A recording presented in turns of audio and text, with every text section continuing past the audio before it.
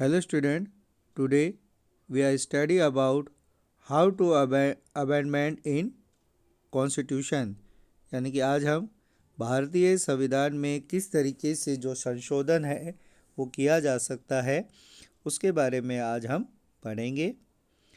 An amendment bill, like all other bill, goes to the president for his assent यानी कि अन्य सभी बिलों की तरह जो संशोधन का जो विधेयक होता है यानी कि जो चेंज जो संविधान में जो बदलाव करने का जो बिल होता है विधेयक होता है वो राष्ट्रपति के पास उनकी परमिशन के लिए जाता है। But in the case the president has not power to send is back of recommendations, लेकिन इस मामले में राष्ट्रपति के पास इसे पुनर्विचार के लिए वापस भेजने की कोई शक्ति नहीं होती। जैसे कि जो प्रेसिडेंट होता है वो अदर जो बिल्स होते हैं उन्हें रिटर्न कर सकता है रिलेटेड हाउस में, बट जो अमेंडमेंट से रिलेटेड जो भी बिल होता है तो उसे रिटर्न करने की पावर प्रेसिडेंट के पास नहीं होती है। This detail show how regret and complicated the amending process could have been। ये विवरण बताता है कि जो इंडिया का जो कॉन्स्टिट्यूशन है उसमें किस अमेंडमेंट करने की जो प्रक्रिया है वो कितनी कठोर और जटिल प्रक्रिया होती है। Only elected representatives for the people are empowered to consider and take final decision on the question of amendment। संशोधन के प्रश्न पर अंतिम निर्णय लेने का अधिकार केवल निर्वाचित जनप्रतिनिधियों को होता है। इट मीन्स जो इंडिया का कॉन्स्टिट्यूशन है उसमें अमेंडमेंट यानी बदलाव करने का जो डिसीजन है वो ओनली इलेक्टेड रिप्रेजेंटेटिव यानी कि जिनका चुनाव जनता के द्वारा किया गया है वो प्रतिनिधि ही भारत के संविधान को बदलने से संबंधित कार्य करते हैं। This surrogacy of elected representative is the basic of the amendment producer. इस प्रकार जो निर्वाचित प्रतिनिधि होते हैं को संशोधन की प्रक्रिया का आधार माना गया है। इट मीन्स अगर कोई भी अमेंडमेंट कोई भी संविधान में बदलाव करना है तो उसकी जो शुरुआत है वो इलेक्टेड रिप्रेजेंटेटिव यानी कि जो निर्वाचित प्रतिनिधि हैं उनके द्वारा ही प्रारंभ की जाती है। Special majority Amendment to the Constitution required two different kind of special majority। जो अगर संविधान में किसी भी तरीके का कोई बदलाव करना है तो उसके लिए विशेष बहुमत के दो अलग अलग प्रकार की प्रमुखताओं की आवश्यकता पड़ती है। In the first place, these voting in favor of the amendment bill should continue at least half। पहले स्थान पर संशोधन बिल के पक्ष में मतदान करने वालों को कम से कम आधे का गठन करना चाहिए। इट मीन्स जो पार्लियामेंट के जो टोटल मेंबर्स हैं उनके हाफ मेंबर संविधान में संशोधन करने के पक्ष में अगर वोट देते हैं उसके फेवर में अगर वोटिंग करते हैं तभी कॉन्स्टिट्यूशन में अमेंडमेंट किया जाता है। Of the total strength of the house मतलब उस सदन, जैसे हम जानते हैं कि जो इंडियन पार्लियामेंट है उसके 2 हाउसेज हैं, लोकसभा और राज्यसभा। तो जो दोनों ही जो हाउसेज हैं उनके हाफ मेंबर अगर किसी भी प्रकार के अमेंडमेंट में के फेवर में अगर वोटिंग देते हैं तब उसमें बदलाव किया जा सकता है।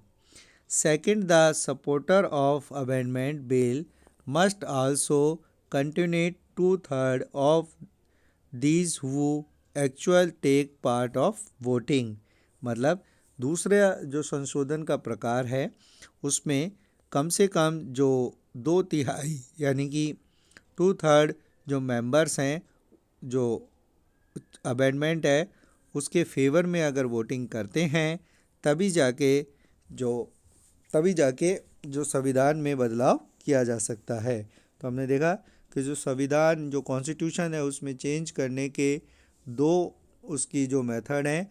फर्स्ट मेथड में जो 50% half of the related houses के जो स्ट्रेंथ है उसके हाफ अगर उसके फेवर में वोट देते हैं तो अमेंडमेंट हो जाता है।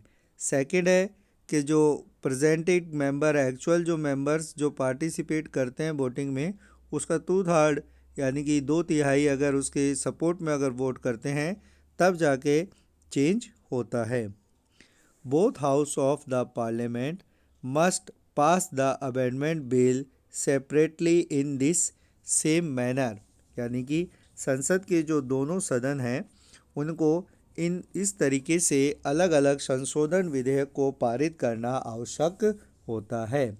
There is a no provision for joint session. इसके लिए संयुक्त सत्र का कोई प्रावधान नहीं होता है। मतलब जॉइंट सेशन इसमें नहीं बुलाया जाता है। बट जैसे कि जो अदर बिल होते हैं, अदर बिल में अगर राज्यसभा और लोकसभा के बीच में किसी तरीके का कोई डिस्प्यूट होता है तो उसके लिए जॉइंट सेशन बुलाया जा सकता है। बट जो अमेंडमेंट से रिलेटेड बिल है उसे सेपरेटली दोनों हाउसेज में उसे पास होना ज़रूरी है। उसके लिए किसी तरीके का कोई जॉइंट सीजन नहीं बुलाया जा सकता। For every amendment bill this special majority is required. यानी कि जो प्रत्येक संशोधन बिल के लिए इस विशेष बहुमत की आवश्यकता होती है। The basic principle behind the amending procedure